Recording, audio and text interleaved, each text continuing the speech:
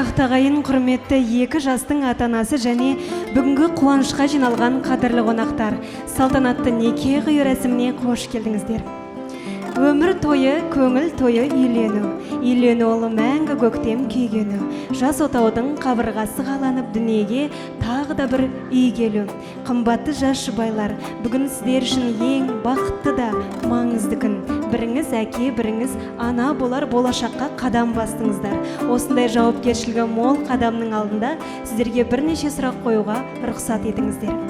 Қымбатты күйеу, сіз Иманбердина Альмираны алақанымда аялаймын, еркелетемін, өмірдің ащысы мен тұщысын бірге көремін деп шешім қабылдадыңыз.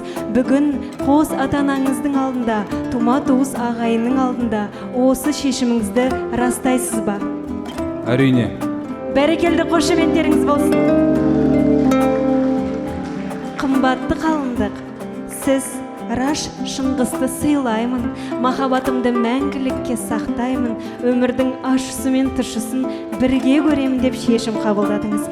Бүгін қос ата-анаңыздың алдында, тума-туыс ағайынның алдында осы шешіміңізді растайсыз ба? Иә. Қошеметтеріңіз. Олай болса, сезіммен, сеніммен құрған шаңырақтарыңызды заңдастыру үшін Астана қаласының неке тіркеу кітабына келіп, қол қоюларыңызды сұраймын.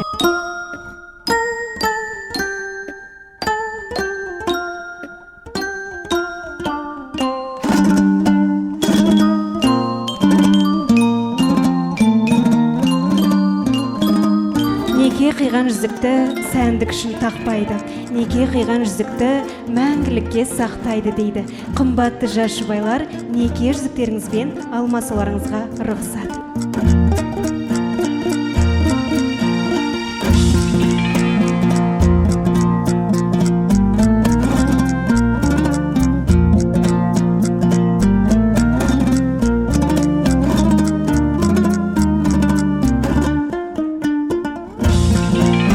Шілде айының 21-ші жұлдызы, 2023 жыл.